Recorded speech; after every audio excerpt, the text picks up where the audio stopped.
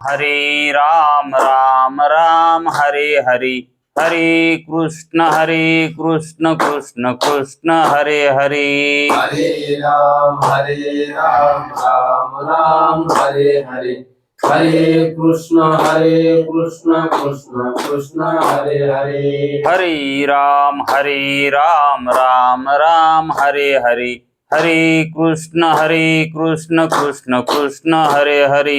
हरे राम राम राम हरे हरे, हरे कृष्ण कृष्ण कृष्ण हरे हरे।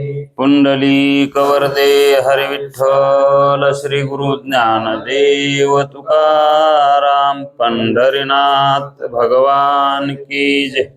माऊली ज्ञानेश्वर महाराज की जय। जगद्गुरु तुकाराम महाराज की जय। ब्रह्मनिष्ठ गुरुवर्य रंगनाथ महाराज की जय। श्री विनायकं गुरुर्नौमि, साखरे नाम विश्रुतम्, येषां चरण सान्निध्यात् जीवा मुक्ता भवन्ति। साखरे वंशविख्यातं ज्ञानदानपरायणम्, विनायकं गुरुर्वन्दे भवबन्धविमुक्तये।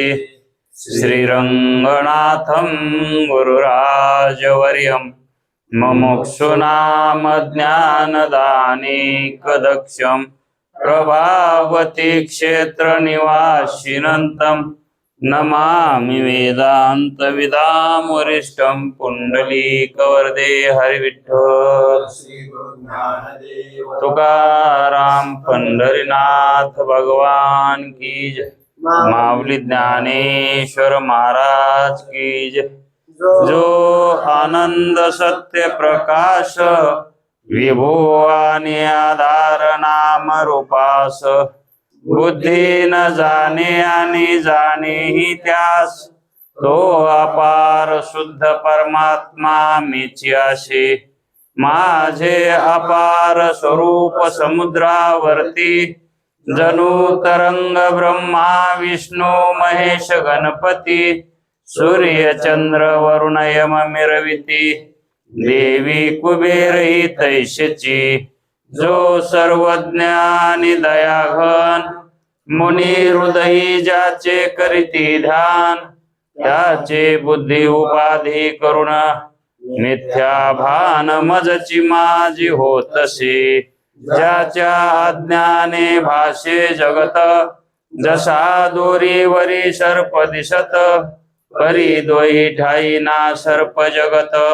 हे स्वतंत्र आणि स्वयं ब्रह्म मीची आशे। पुण्य पुरुषी सदैव निष्काम, बोध प्राप्ती कारणे भजावा राम। तो मीची आहे आत्माप्त काम, तरी नमन कवना करावे म्या। जयांचे केलिया स्मरण, सकळ विद्येचे होय आदिकरण। तेची वंदू श्रीचरण श्री गुरूंचे, हे नमस्कारून आता। चला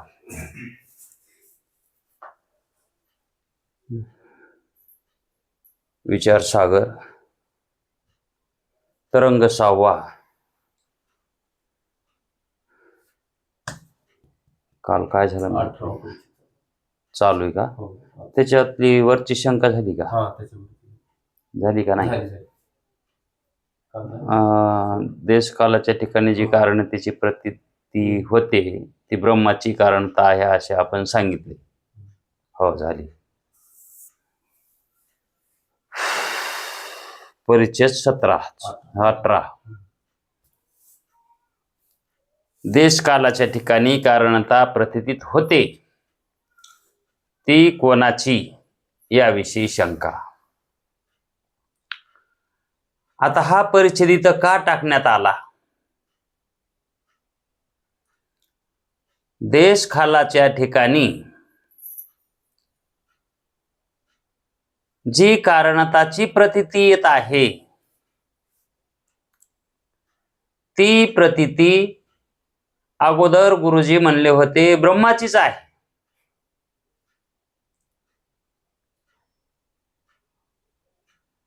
आणि नंतर त्यांना अशी शंका केली, ज्यावेळेस ब्रह्माची कारणता सांगितली त्यावेळेस तो म्हणाला, मी बरोबर माझ्या बुद्धीनं बरोबर आकलन केलं नाही. जर देश कालाची कारणता ही ब्रह्माची आहे, तर मग कार्याचीही जी कारणता आहे, पदार्थाची, आकाशादी प्रपंचाची जी कार्यता आहे, तीही ब्रह्माचीच ना. अशी, कारण मला अगोदर तुम्ही सांगितलेलं स्पष्ट तितकं कळालं नाही, म्हणून मी अशी शंका केली. त्यावेळेस गुरुजी म्हणाले की बाबा, आता तो कार्याबद्दल ही शंका करायलास, कारण आता सांगितले त्या अर्थी कार्याची शंका व्हायला नाही पाहिजे. मग त्यावेळेस गुरुजींनी त्याला सिद्धांत सांगितला की अरे बाबा, ब्रह्म असंग आहे. ब्रह्म कसा आहे? मग त्याच्या ठिकाणी कशाचाही संग नाही. म्हणून कार्य आणि कारणता ही ब्रह्माच्या ठिकाणी नाहीच. जर ब्रह्माच्या ठिकाणी कारणता मानली तर ती कारणता कार्यरूपाला कारण होईल. ती कारणता कशाला होईल? म्हणजेच ब्रह्म कार्यरूपाला कारण होणार. मग ब्रह्म तर कशाचं कारण नाही, कारण त्याच्यापासून कोणतेही पदार्थ झालेले नाहीत, होत नाहीत, मागे झाले नाहीत, पुढे होणार नाहीत, आणि आता जे तुला दिसायले झाल्यासारखे तेही नाहीत, दिसायलेले सुद्धा ते सुद्धा नाहीत. कारण ब्रह्म असंग आहे, अद्वितीय आहे, निरूप आहे, आकारहीन आहे. आणि आकारवान पदार्थांची जी कार्यता दिसायली, त्या पदार्थाची कारणता म्हणून ब्रह्म कसं होईल? कार्याची उत्पत्ती ब्रह्मापासून झाली, जग ब्रह्मापासून झालं, मग जगाचं बीज ब्रह्मात मानावं लागल. मग ब्रह्म जगताला कारण होईल. मग त्या ठिकाणी कार्यभाव, कारणता भाव ब्रह्माच्या ठिकाणी येईल. वास्तविक पाहता देश काल आणि कार्य या दोघांचा जर सिद्धांत मतानं विचार जर केला, वेदांत मत असं आहे, देश कालाच्या ठिकाणी येणारी जी कारणता आहे ती अनिर्वचनीय, अविद्यापासून अनिर्वचनीय, अविद्यापासून अनिर्वचनीय कारणता, अनिर्वचनीय अविद्यापासून अनिर्वचनीय कारणता, आणि त्या कारणतेची प्रतीती सुद्धा कशी आहे? अनिर्वचनीय आहे. तसंच कार्याची ही जी प्रतीती येते ती प्रतीती सुद्धा अनिर्वचनीयच आहे. त्या कार्याची उत्पत्ती अनिर्वचनीय आहे, कार्याची प्रतीती अनिर्वचनीय आहे. म्हणून कार्य ही अनिर्वचनीय आणि कारणता ही. मग अनिर्वचनीय पदार्थ मिथ्या असतो, वास्तविक सत्य असतो का तो? आणि ब्रह्म कसा आहे? सत्य. आणि मग त्या ठिकाणी ब्रह्माच्या ठिकाणी कसं मानता येईल? हे ब्रह्माच्या ठिकाणी मानल्यावर दोष येणार नाही का ब्रह्मामध्ये? म्हणून ब्रह्मामध्ये विकार होत नाही. का म्हणून होत नाही? तर ते अविकारी आहे. ब्रह्म कसा आहे? अविकारी आहे. म्हणून त्याच्या ठिकाणी विकार होतच नाहीत. विकारी ब्रह्म हे जीव आहे. विकारी ब्रह्म कोण आहे? जीव आहे. आणि जीव ब्रह्मरूप कसा आहे? बुद्धीचे धर्म सोडून, है का नाही? त्यावेळेस जीव ब्रह्मरूप आहे. आणि जोपर्यंत त्या जीवाला ज्ञान होत नाही, तो बुद्धीच्या धर्मानं चालतो, त्यावेळेस तो विकारी ब्रह्म म्हणायचं, है का नाही? मग ब्रह्माच्या ठिकाणी कार्यकारणता घडत नाही. म्हणून कार्यकारण भाव हा सिद्धच होत नाही. कार्यकारण भाव हा सिद्धच होत नाही. मग आता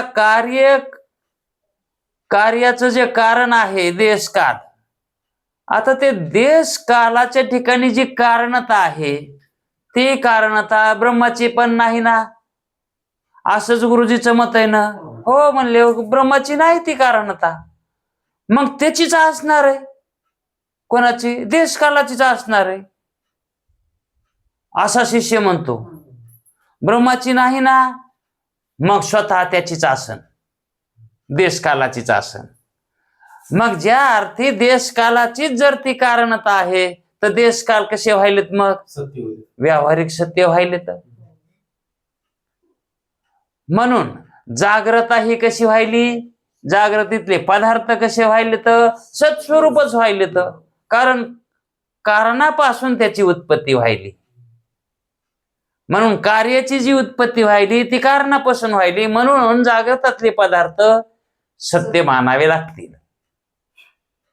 हे असे होणारच ना मग. कारण तुम्ही जी कारणता आहे ती देश कालाला देणार, आणि कशाला द्यायलात? ब्रह्माला द्यायलात. मग त्यावेळेस गुरुजी म्हणले, अरे बाबा, ही जी कार्यता तू म्हणायला लागलास, कार्यता ही ब्रह्माची नाही, ब्रह्माचीच आहे असं जे म्हणायलास, आम्ही कारणता ब्रह्माची सांगितली म्हणूनच ना. पण तुला ती पटना म्हणून आम्ही म्हणायला लागलो ती ब्रह्माचीच आहे, एवढ्यावर तरी बस. पण देश कालाची मानू नको. कोणाची मान? ब्रह्माची मान. पण वास्तविक विचार जर केला तर, जर वेदांत मतानं विचार केला तर, पारमार्थिक दृष्टीतून जर बघितलं, पारमार्थिक सत्यानं जर पाहिलं, तर ब्रह्माच्या ठिकाणी कार्यताही नाही आणि कारणताही नाही. मग तो म्हणतो ब्रह्माची नाही आणि देशकालाची नाही, मग हो कोणाची? कोणाची तरी आसनच ना. काल हा विषय सांगायचा राहिला होता. ब्रह्माची कारणता नाही आणि देशकालाची नाही, मग कोणाची तरी असायलाच पाहिजे ना, अशी शंका चौथ्या तरंगामध्ये केली होती. गुरुजी म्हणले, तुझ्या ठिकाणी हा संसार कालत्रयी झालाच नाही, म्हणजेच ब्रह्मामध्ये संसार होतच नाही. मग तो म्हणला ब्रह्माच्या ठिकाणी नाही, माझ्या ठिकाणी नाही, मग संसार कुठे ते सांगा. मग जिथं असेल संसार ज्याच्या ठिकाणी, त्याच्या ठिकाणी मी तुम्ही सांगता त्या ठिकाणी मानीन, पण सांगा ना कोणाच्या ठिकाणी. तर अशी सुद्धा शंका, ही शंका ती शंका एकच. कोणाच्या ठिकाणी ती सांगा, त्या ठिकाणी मानून मी निर्वाह करील, तिथं मानील. मग मला वाटेल की माझ्या ठिकाणी नाही. कोणाच्या ठिकाणी तरी नाव घ्या ना त्याचं, ते म्हणले आता कोणाचं म्हणून नाव सांगाव. अहो जो पदार्थ नसतोच तो कोणाच्या ठिकाणी मानाव. आता अनिर्वचनीय पदार्थ कसा असतो है का नाही. तो नसलेला भासतो का असलेला भासतो. मग नसलेला पदार्थ कोणाच्या ठिकाणी नाही म्हणून सांगाव, तो आहे म्हणून सांगाव. नसलेलाच पदार्थ. आणि वास्तविक पाहता ब्रह्मा वाचून दुसरं काहीच नाही. मग कोणाचं नाव घ्यावं. ही जी प्रातिभाषिक सत्ता आहे हिचं स्वरूप जर पाहायला गेलं,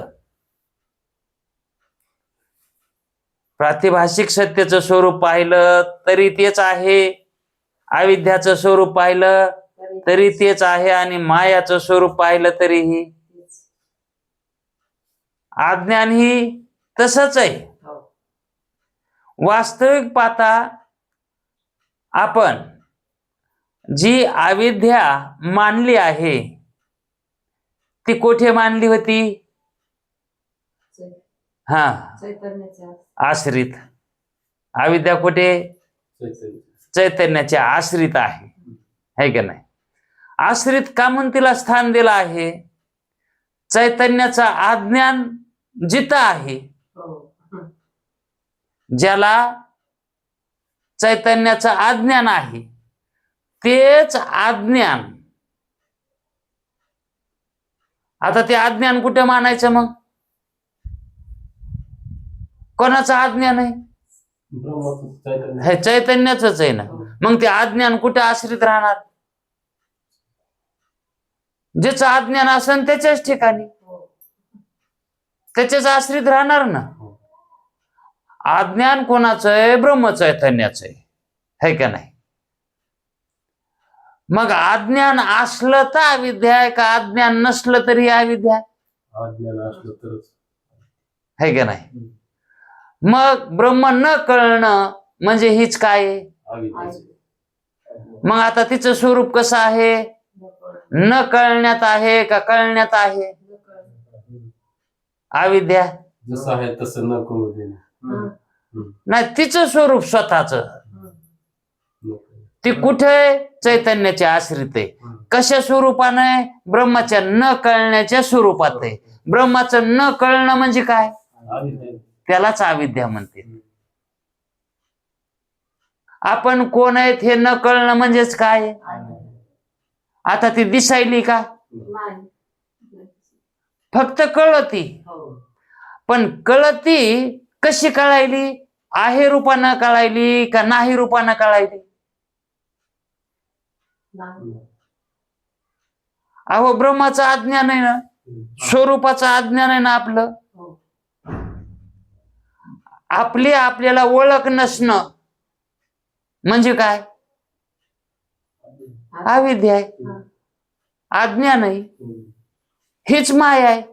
आपण आपल्याला न कळणं म्हणजेच काय. हीच माया आहे ना. आता ती कळू देत नाही. ते आपल्या ठिकाणी तसं आपण मानलंय है का नाही. आपण ब्रह्म जाणून घेणार. मग जोपर्यंत जाणून घेत नाही तोवर मायेतच है का नाही. वेडे पण आहे तोपर्यंत मायातच. आणि ब्रह्म जाणलं मी कोण हे कळालं मग माया राहीन का. अविद्या राहिली म्हणता येईन का पुन्हा. मग ती कुठे गेली.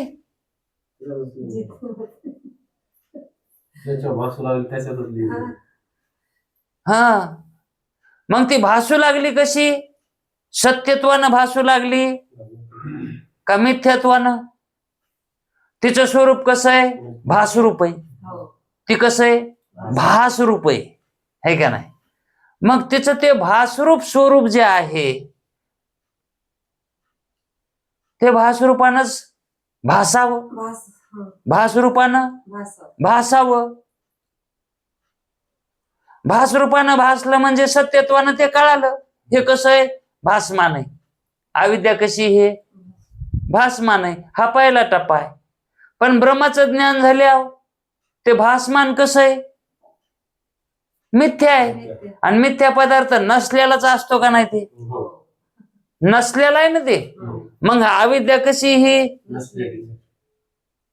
ती नाही ना. मग तिचं हे नाही स्वरूप आहे. जे नाही ती अविद्या.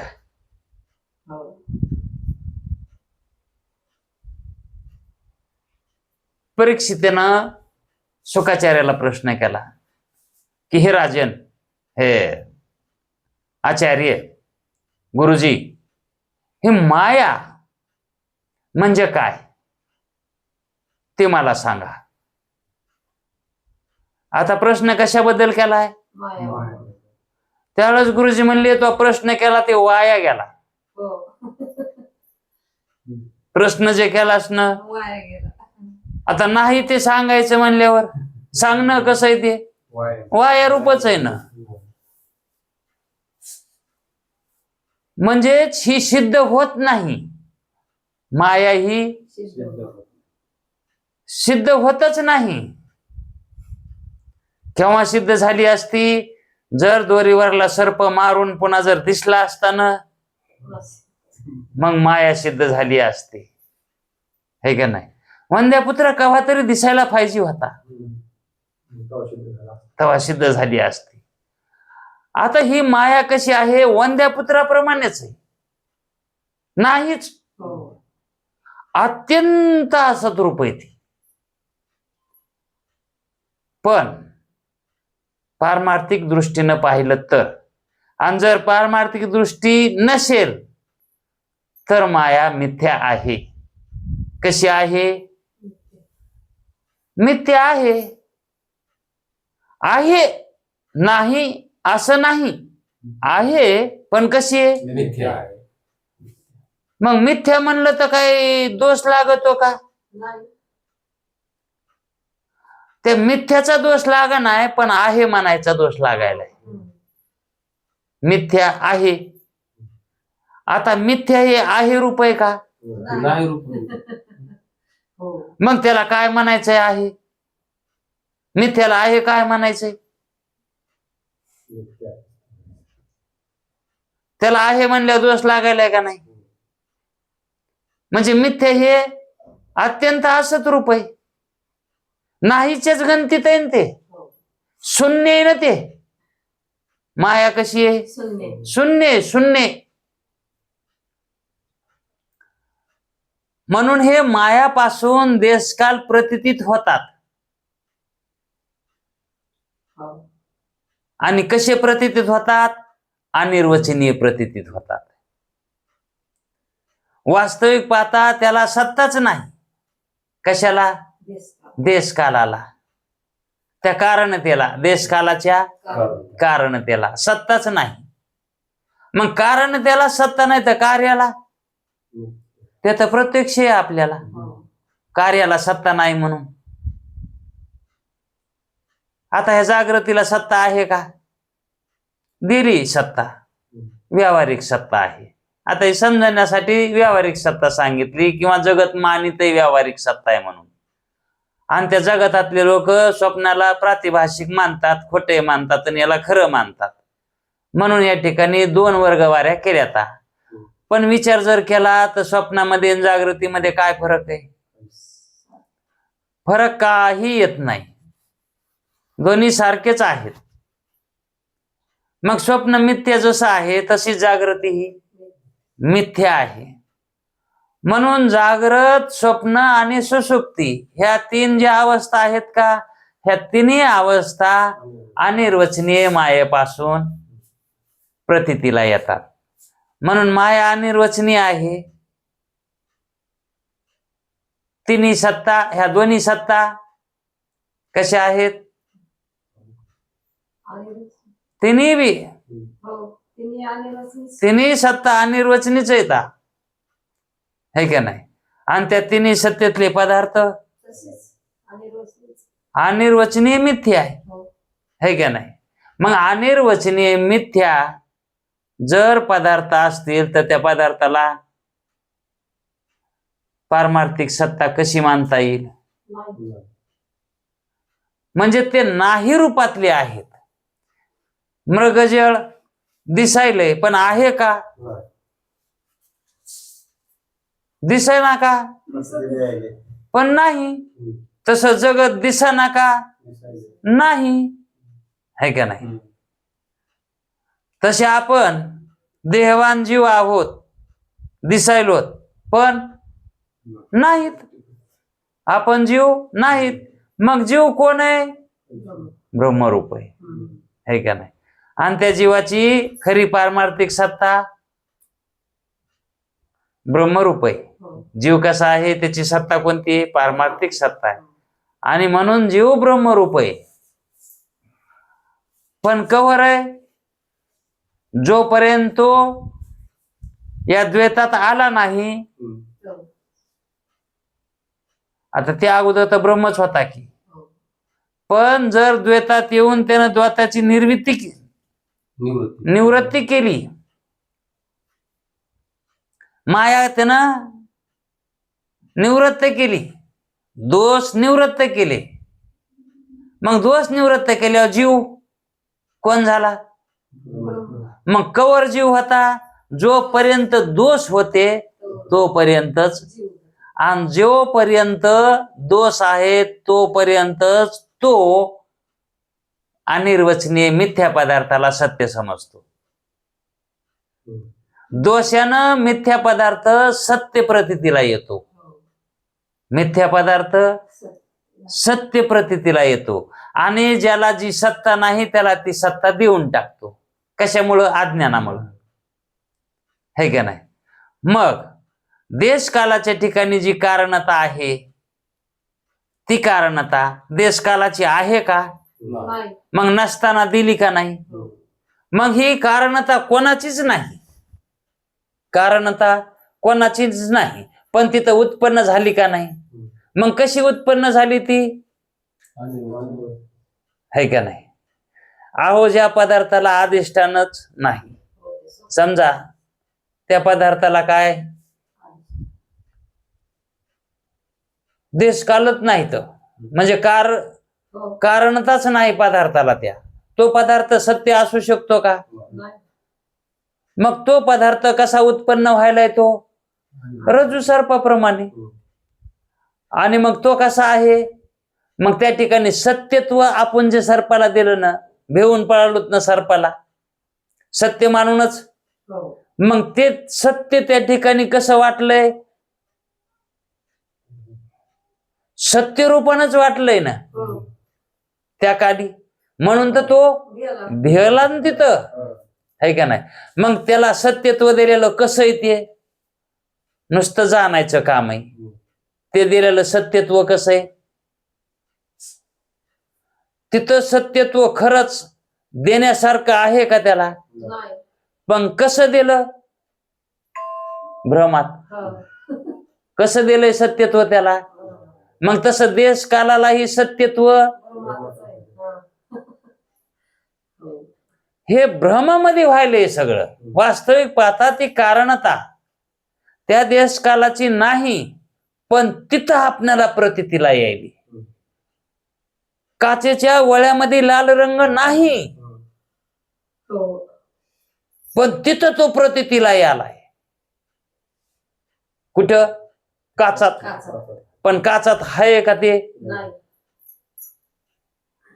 मग तिथं दिसायला ते कसं आहे? अनिर्वचनीय किंवा अन्यथा अनिर्वचनीयच आहे ना. है की नाही? मग वास्तविक ते लालपणा कोणाचा आहे? आता ते ज्याच्यावर आहे त्याचाच असणार ना. तो गोळा ज्याच्यावर आहे. मग तसं ब्रह्मचैतन्यावरच आहे ना हे सगळं. पण कोणाकून आहे? जीवाकून आहे का ब्रह्माकून आहे? हे जगत जे आहे हे कशाच्या पटावर आहे? ब्रह्मपटावर आहे. है का नाही? मग याच्यामध्ये जी काही त्याची प्रभा यायली पडायली ती ब्रह्माकून पडायली का ह्याला जगाला कळायली? ब्रह्माला कळायली का आपली प्रभा त्याच्यात पडायली म्हणून? मग जगाकडून नाही, कारण आता ही ब्रह्माची जी आहे ना ती कोणाकडून आहे? जगाकडून आहे. ब्रह्माकडून कारणता नाही. जग म्हणायले ह्या जगाला कारण, आम्हाला कारण, आम्हाला जन्म देवानं घातला. कोणी घातला? देवानं घातला. ब्रह्माला विचारलं ते म्हणेन का? ते म्हणते हे जीवच होत नसतंय, मी जीव कवाच होत नाही. आणि कोण म्हणायला लागले म्या जीव निर्माण केला? पण कोणचं म्हणायले ब्रह्म? उपाधिवान ब्रह्म म्हणायले. ते ज्या ब्रह्माला मायाची उपाधी लागली का ते ब्रह्म म्हणायले. याला कारण मी आहे. ते कसं आहे? माया विशिष्ट चैतन्य. ते कसं आहे? दोषवान आहे, गुणात आहे ते, उपाधीने युक्त आहे. ते म्हणायला लागले की मी कारण आहे. याला ब्रह्म म्हणायले का? मग ईश्वरामध्ये आणि ब्रह्मामध्ये फरक मानावा लागेल का नाही? हा हे ईश्वर ब्रह्मरूप नाही कोण म्हणायले, पण उपाधी सहित आहे ना, दोषासहित आहे ना, है का नाही? मग ते शुद्ध आहे का? हा, माया त्या ठिकाणी जर निवृत्त झाली, त्या मायाचा लय झाला, तर मग ते चैतन्य ब्रह्मरूपच आहे, शुद्ध आहे. पण जोपर्यंत मायाचा संग आहे, मायाचा संग आहे, तोपर्यंत त्याच्या ठिकाणी विकार मानावाच लागेल. ते विकारी ब्रह्म है का नाही?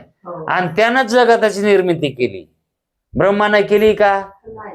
है का नाही? मग तेच चैतन्य मिथ्या आहे. तेच चैतन्य कसं आहे? आणि मग त्या चैतन्यानं जे निर्माण केलं आहे ते कसं असणार? है का नाही? त्याच्यापासून सत्य कसं होईल? बरं, त्याला करण्यासाठी त्यानं जे काही मटेरियल वापरले ते तरी खरं वापरले का? मायाचं मटेरियल वापरलंय, अविद्याचं मटेरियल वापरलंय. आणि त्याच्यापासून कसं तयार होणार? काय होत? त्याच्यासारखंच होणार ना. हो, हा, पेरण तेच उगवणार ना. मग मटेरियल तेच आहे, मायाचंच मटेरियल आहे ना ह्या जगात. मग ह्या जगात दिसणारे पदार्थ मायावी का खरे? मायावी कसं असतंय? हा, मृगजळ कसं हे मायावी आहे, है का नाही? रामाला सीतेला जे हरिण दिसलं ते कोणतं हरिण होतं? पण त्यांना ते मायावी वाटलं का? जीवाचं तसं झालंय. ते रामानं तसं वर्तन करून दाखविलंय की जीवाचं असं झालंय. हे मी जीवाचं प्रात्यक्षिक करून दाखवायलो. हे हरणा माग जीव लागलाय, पण ते हरण कसं आहे? मायावी आहे, ते खरं नाही. मग ते कोण आहे हरण? ते हरण कोण आहे? मायावी आहे, है का नाही? आणि माया कशी आहे? मग त्या हरणाच्या माग लागल्यामुळं काय झालंय? राम दुःखात पडला, म्हणजे ब्रह्म दुःखात पडलं. ब्रह्म असून कामून त्याची ज्याच्यावर आसक्ती होती, ज्याचा संग केला होता, ज्याचा संग केला होता कोणी? त्या ब्रह्मानं. हा, ती माया, ती सीता, ती सीता चोरून नेली. म्हणून त्याला काय झालं? दुःख झालं, ज्याचा संग केलाय. मग ज्याचा ज्याचा जीव संग करीन का ते कसं आहे? मिथ्या आहे, चिरकाल टिकणार आहे का ते? मग ते नाशवान आहे. त्याचा नाश झाला आणि त्याच्या ठिकाणी आसक्ती असली की दुःख होणार का नाही? नाश झाल्या. मग दुःख का व्हालंय? संग केल्यामुळं आणि त्या संघाची आसक्ती मानल्यामुळं. आणि कशाचा संग केलाय? मिथ्या पदार्थाचा, मायाचा संग केलाय. आणि माया ही सदोदित चिरकाल टिकणारी आहे का? मग दुःख होईल नाही तर काय होईल? कारण तिचा स्वभावता नाश आहे, आश्रय नाश आहे, परता नाश आहे, 3 प्रकारचा नाश आहे तिला. ती का ब्रह्मज्ञानापुढे का टिकती काय? हा, म्हणून तिचा स्वभावता नाश आहे, स्वभावता नाशवानच आहे ती. अहो ती नाहीच. हा, नाशवान पदार्थ नसतोच. आणि आहे म्हणायलोत ना, मग तो नाशवान आहे.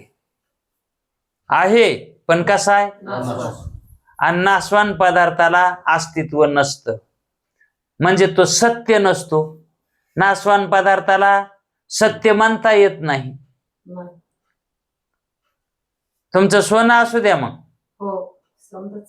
सोनं जरी म्हणलं तरी नाशवानच आहे.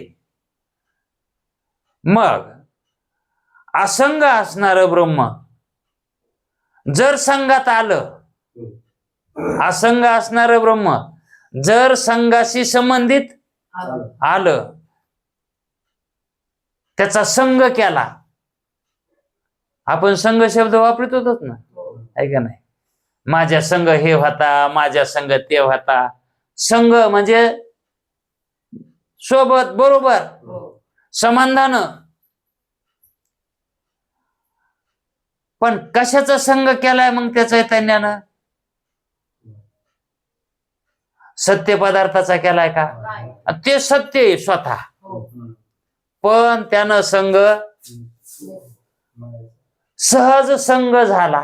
हा, काय नाही, सहज प्रवर्तली चिंता माग न सहज खेळता.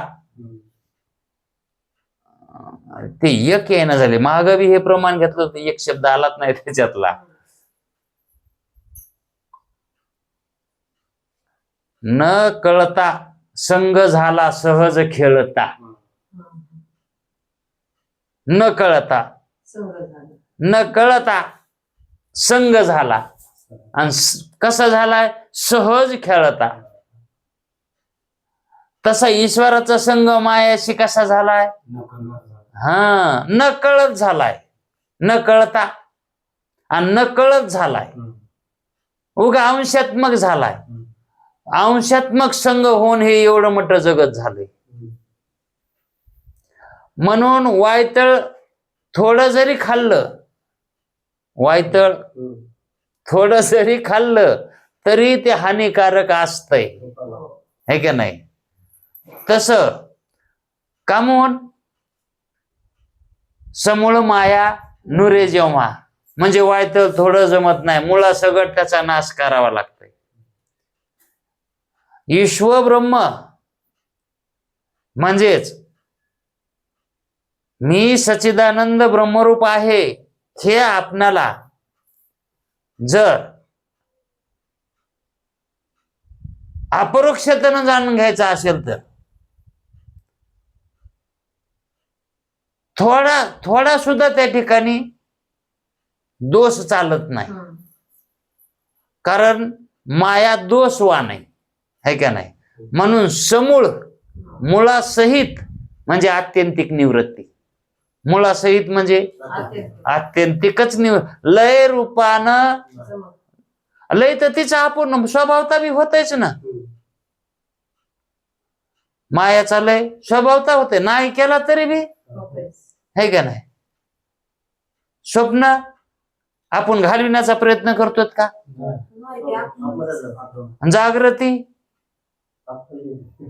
जागृती तरी आपण मग तेच जाती का नाही?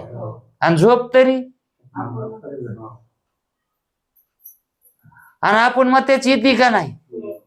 झोप, स्वप्न आपण मग तेच येतात का नाही? आणि जागृता बी आपण आणतोत का? ते आपल्यात यालय. ती माया संग करायली म्हणजे ती करत नाही, कारण आपलं व्यापक स्वरूप असल्यामुळं ती आपल्यात निर्माण व्हाली आणि आपल्याला त्या ठिकाणी जाणीव व्हायली. कारण आपण कसे आहोत? ज्ञानरूप असल्यामुळं आपल्याला त्या ठिकाणी ते उपाधी लागली त्याची की पुन्हा त्या ठिकाणी जाणीव निर्माण व्हायली, कळायले ज्ञान म्हणजे विशेष रूपाला आपण यायलोत. मग विशेष रूपाला आलोत की तिचा संग लागलाच म्हणायचं, है का नाही. नवरदेव भावल्यावर गेला की तो नवरदेव झालाच म्हणून समजायचं, है का नाही. कारण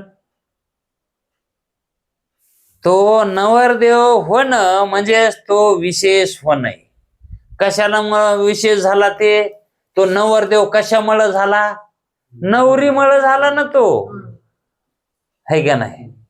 मग विशेष जो ईश्वर आहे, विशेष चैतन्य जे आहे ते कशामुळे झालंय, मायामुळे झालंय. नाहीतर ते सामान्य ब्रह्मरूप आहे. ईश्वर हा है का नाही. अहो ईश्वर म्हणजे माया संगतवरच तो ईश्वर, नाहीतर पुन्हा ईश्वर नाही. बायको तवरच नवरा, नाहीतर पुन्हा नाही, है का नाही. आणि ज्यानं बायको केलीच नाही तर ते नवरा नाहीच. आणि ज्याची बायको मेली ते बी नवरा. मग तसं ब्रह्मरूप जो मायात पडत नाही, विशेष झालत नाही, ते ब्रह्मरूप, है का नाही. आणि आलत जीवाला पण त्यानं ते माया निवृत्त केली, मग ते कोण,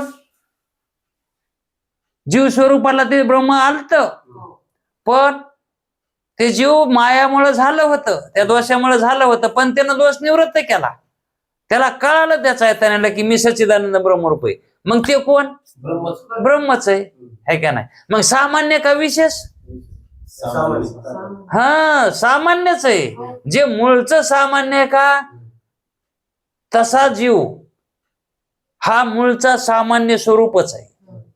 पण जोपर्यंत अविद्याची उपाधी आहे तोपर्यंत विशेष येते, पण चैतन्यच आहे. विशेष का व्हायना, चैतन्यच आहे. मग विशेष झालं म्हणून त्याच्यामध्ये दोष हा जर कळाला तर विशेषात सुद्धा सामान्याचं ज्ञान आहे. कारण विशेष ज्ञानाला आलेलं येते आणि त्या ज्ञानानं जाणता येते स्वतःचं स्वरूप. म्हणून जीवाला मी कोण आहे हे कळून घेता येत आहे ना, ज्ञान आहे ना, है का नाही. जोपर्यंत उपाधी आहे तोपर्यंत ज्ञान आहे ना. मग ते ज्ञानानं स्वरूपाचं ज्ञान करून घेता येते ना खरं, है का नाही. पण ज्याला ज्ञान नाही घेतलं ज्यानं, ते कशी आहेत मग, भ्रमात आहेत. कोण्या ज्ञानात आहेत, भ्रमज्ञानात आहेत. त्या ज्ञानाला विपरीत ज्ञान म्हणतात. मग वास्तविक हे जे उत्पन्न होतंय का, हे आपल्यापासून होतंय का, हे जगत आपल्यापासून निर्माण होतंय का.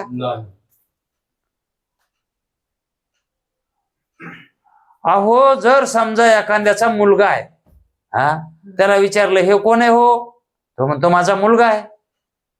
तुमचा मुलगा, तुम्ही केलाय का. अहो हो आम्हाला झाला, आम्ही देवाला नवस केले, नवसाच आहे ते, अमुक अमुक देवाला आम्ही. मग देवाचा का तुमचा, तो तुमचा का देवाचा, देवामुळे झालाय का तुमच्यामुळे झालाय. मग काय याच बोलत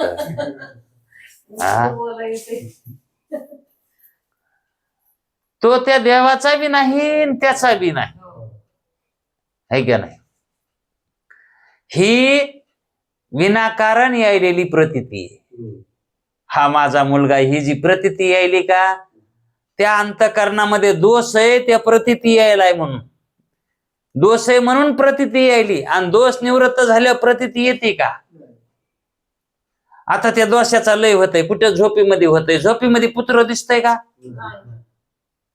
आहे म्हणून तरी माहित असतंय का, नाही म्हणून तरी माहित असतंय का. नाही म्हणून बी माहित नाही ना, आहे म्हणून बी तिथं आठव बी नाही नाठव बी नाही. मग जागे व्हायला मग दिसायलाय पुत्र.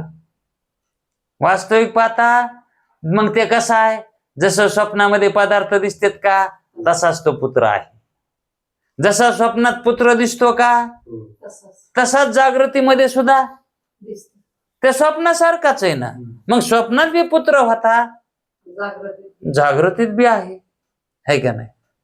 मग हे राहणार आहे का जागृतीतला पुत्र, आणि पाहणारा तरी त्या ठिकाणी पाहणे पण त्याचं राहणार आहे का, पाहणे पण बी राहणार नाही ना, आणि दिसणे पण बी राहणार नाही, विषय राहणार नाही, तो विषयही राहणार नाही आणि तो प्रमाताही राहणार नाही. पाहणारा राहणार नाही आणि दिसणार राहणार नाही. दिसणार खरं नाही आणि पाहणार बी खरं नाही. मग हे कोण पाहिलंय, आपल्याला तर वाटेल मी पाहिलो.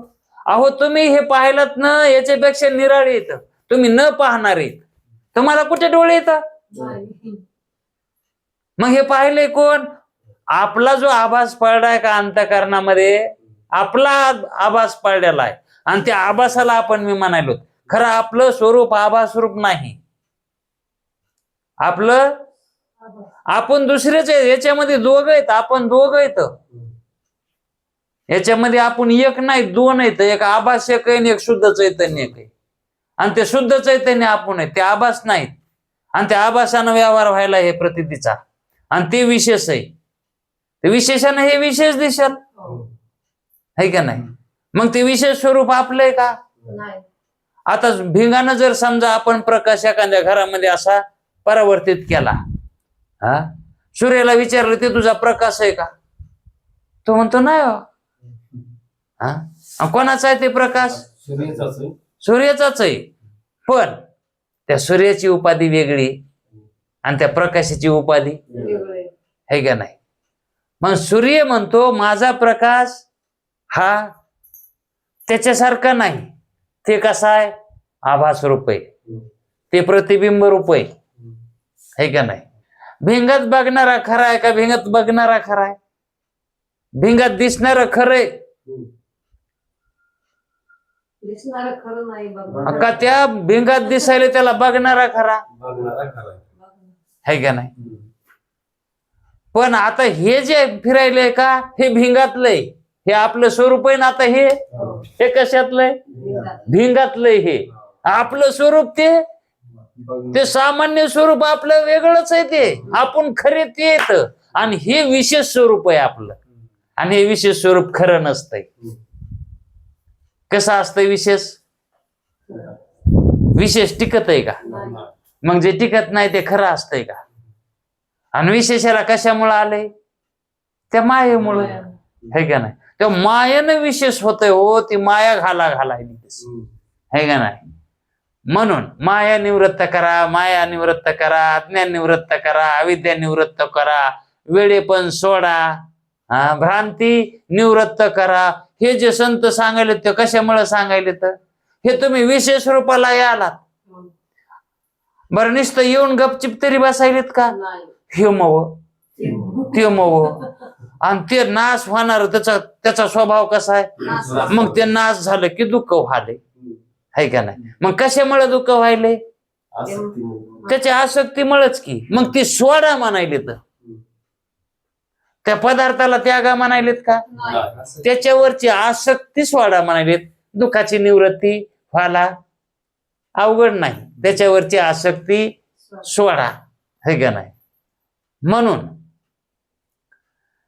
त्याच्यावरली आसक्ती ज्ञान झाल्याशिवाय सुटत नाही. कारण ज्याच्यावर आपण आसक्ती ठेवली का त्या पदार्थाचं स्वरूप कळाल्याशिवाय ते पदार्थच कळत नाही. त्या पदार्थाचं स्वरूप कळाल्याशी मग असं तर अज्ञानात ते सत्य म्हणूनच वाटायलंय ना. आणि स्वरूप त्याच्या स्वरूपाचं ज्ञान झाल्या नेमका तो पदार्थ कसा आहे हे जर ज्ञानानं बघितलं तर ते कसं आहे नाशवंत आहे. आणि त्याचा स्वभावच आहे नाश होणं. त्याचा स्वभावच काय नाश होणं. मग ते एखाद दिवशी नाश पावलं तर त्याच्या बाबतीत दुःख होईल का ज्ञान झाल्यावर. कारण त्याचं ते नाश मरणारच होतं ना ते. मग तसा हा देह नाशवान आहे का नाही? कशाचा आहे? ज्याला कारण नाही, ज्याला कारण नाही त्याचा देह आहे. मग देश काल याला कारण नाही, तर या आकाशादी भूताला आणि या सृष्टीला कारण नाही, तर ते पदार्थ कसे आहेत? मग मिथ्या आहेत.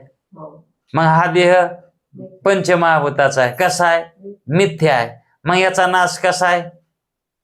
स्वभावता नाश आहे, याला आश्रय नाश आहे, याला परता नाश आहे.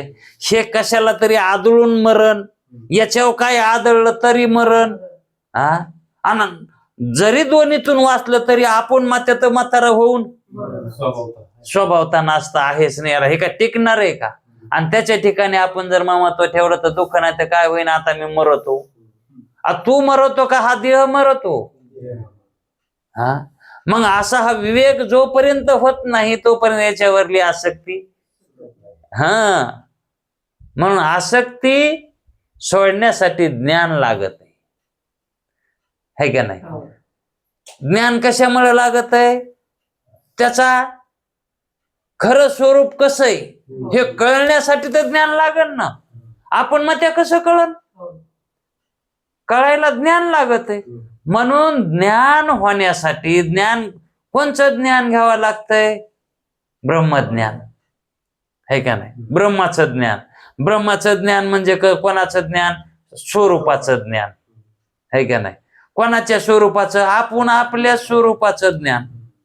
आणि त्या स्वरूपाचं ज्ञान करून देण्यासाठी त्याच्यावर जे आलेलं झाकण आहे ना मायाचं, ते मायाचं ज्ञान करून द्यावं लागते अगोदर. ते कसं आहे? तेव्हा स्वरूपाचं ज्ञान आपल्याला होतंय ते करून द्यायची आहे का नाही? मग ते होतंय म्हणून त्याला ब्रह्मज्ञान म्हणते. आणि जे आपल्याला प्रतितीला याय नाही स्वस्वरूप म्हणजे जाणवा नाही, त्याला जे आडवं येऊ लागलं, प्रतिबंध करू लागलं, ती अविद्या, ती माया, तर त्या मायाला विचारानं घालविलं. कशानं घालविले? विचारानंच घालविले ना. तिला का असं वचके घेऊ बाहेर काढून टाकलं का कुठं? विचाराचे वचके लावले तिला है का नाही? म्हणून ती दचकू ती निवृत्त होती. लय भेती माया लयच भेकुडी माया. ती हरण काळजी, म्हणून तिचं हरण हे विशेषण आहे. ते माया दाखविताना त्यावेळेस हरणच दाखवित. तिथं माया त्या ठिकाणी दाखविली त्यावेळेस हरणच दाखविलं होतं. मायावी रूप घेतलं त्यावेळेस हरणच दाखविलं होतं है का नाही? मग त्या ठिकाणी ज्यावेळेस हरण मारलं त्यावेळेस मारीच मेला का हरण मेलं?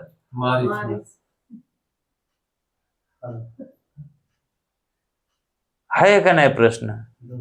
रामानं ज्या वेळेस बाण मारला त्यावेळेस ते हरिण आडलं का तो मारीच आडाला?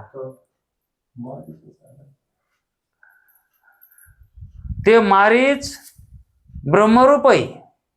तो मारीच ब्रह्मरूप आहे, पण तो हरण झाला होता म्हणजे जीव झाला होता. हे जीव सगळे हरण झाले तर है का नाही? पण ह्या जीवानं रामाच्या बाणानं मारावं. कसं मारावं? त्या जीवानं रामाची बायको चोरून आणावी, म्हणजेच रामाची वृत्ती है का नाही? कारण ते चोर आहे म्हणून त्याची वृत्ती कशी सूक्ष्म आहे का नाही? म्हणून सूक्ष्म नजर करून सूक्ष्म वृत्तीनं ती वृत्ती आणावी लागते आपल्या वृत्तीनं, म्हणजे तिला चोरून आणल्यासारखं आहे. म्हणून रावणानं रामाची वृत्ती चोरून घेतली आणि त्यानं उद्धार करून घेतला रावणानं.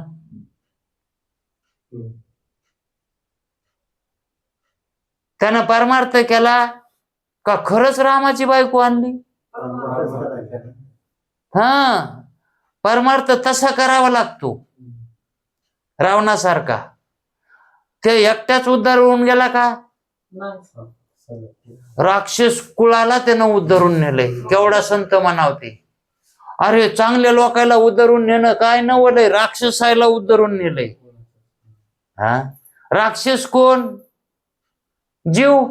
जे विषयाच्या पाठीमागे लागले ते है का नाही, ते राक्षस आहेत. राक्षस काय असे लांब लांब दाताचे, काळ्या रंगाचे, लांब लांब झिंज्याचे, आंघोळ न करणारे,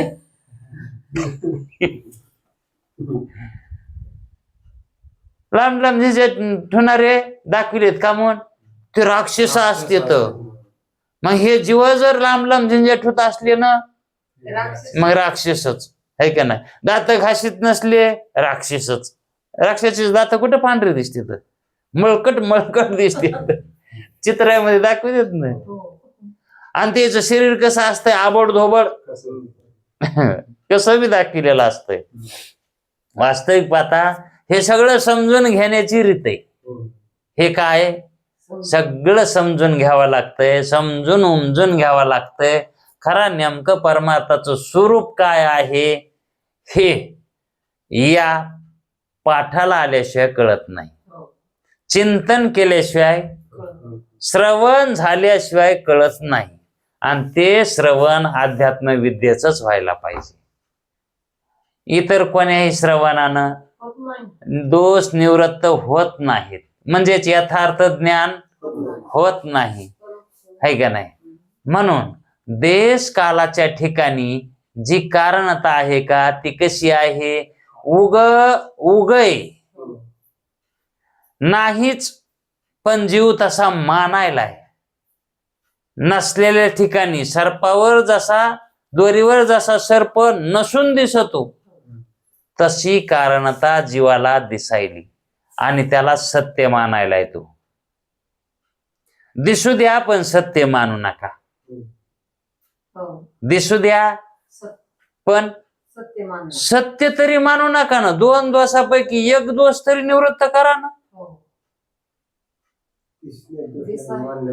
हा, दिसू द्या पण सत्य तरी मानू नका ना. मग तुम्हाला कारणता जर दिसत असेल कुठं, देशकालाच्या ठिकाणी, दिसू द्या पण ब्रह्माची तरी माना ना. म्हणजे अलीकडच्या अधिकारामध्ये याला सत्य ज्ञान म्हणत नाहीत, पण यानं वाया जात नाही. ह्या ज्ञानानं जीव वाया जात नाही. कारण ते कारणता कोणाला द्यालाय? ब्रह्माला द्यालाय, है का नाही. आणि मग कधी ना कधीतरी त्याला महावाक्याच्या उपदेशानं ब्रह्माच्या ठिकाणी सुद्धा कारणता नाही, कारण ब्रह्म असंग आहे, हे जेव्हा त्याला कळल त्यावेळेस त्याचा उद्धार होईल, तो मुक्त होईल, है का नाही. वेळ झालाय. म्हणजेच कारणता ही ब्रह्माच्या ठिकाणी नाही, म्हणून त्याला तशी शंका झाली होती. म्हणून शेवटी गुरुजीनं सांगितलं होतं की हे शिष्य, ब्रह्मचैतन्य असंग आहे. ब्रह्मचैतन्य कसं आहे? असंग आहे. पारमार्थिक दृष्ट्या म्हणजेच अजातवादाच्या दृष्टीने त्याच्यापासून काही झालेलं नाही. म्हणजेच ब्रह्मापासून जगत झालेलं नाही, म्हणून ते कोणाचे कारण नाही. ब्रह्म कोणाचे कारण नाही. म्हणजे कारणता धर्म त्याच्या ठिकाणी मुळीच नाही. जे धर्म असतो, मग कारणता हा एक धर्म आहे, त्याच्या ठिकाणी हा धर्म आहे का? म्हणून ब्रह्मचैतन्य कोणापासून उत्पन्न झालेलं नाही. मग ते कोणाचं कार्य आहे का? मग ते कार्यही नाही आणि कारणही नाही. ते कोणापासून झालं नाही म्हणून कार्य नाही, ते कोणापासून झालंय म्हणून कार्य नाही, आणि त्याच्यापासून काही झालं नाही म्हणून कोणाचं कारण नाही. तसेच ब्रह्मचैतन्य कोणापासून उत्पन्न झालेले नाही, म्हणून त्याच्या ठिकाणी कार्यता हाही धर्म नाही. म्हणून कार्यकारणता धर्माहून ब्रह्म असंग आहे. कार्यकारणता ब्रह्माच्या ठिकाणी नाही. मग ही कार्यकारणता काय आहे? हे मायावी स्वरूप आहे. कार्यकारण वाटणं, आपल्याला जे वाटायलं ना, मी माता पित्यापासून जन्मलो, हे मायावी मानणं आहे. हे सत्य मानणं नाही. वास्तविक पाहता आपणाला रोज आपला जन्म व्हायलाय आणि रोज मरायलो, है का नाही? आपण गर्भामध्ये होतो आणि आता बी आहोत. गर्भातही होतो आणि आता आहोत, है का नाही? मग हे ज्या वेळेस अज्ञान आहे का, त्या अज्ञानानं आपल्याला अनिर्वचनीय हा देश काल प्रतीला यालाय. गर्भात होतो, आता ज्ञान नसताना मानायलोत का नाही? आहे का कारण आता त्याला आपल्याकडं? आपण गर्भात होतो अनुमानानं मानायलोत का नाही? पण आपल्याला माहित आहे का आपण गर्भात होतो का म्हणून? मग जेव्हा आपल्याला ज्ञान झालं ते खरं का अनुमान खरं? आता आपल्याला ज्ञान व्हायले ते खरं का अनुमानानं आपण गर्भात होतो हे खरं?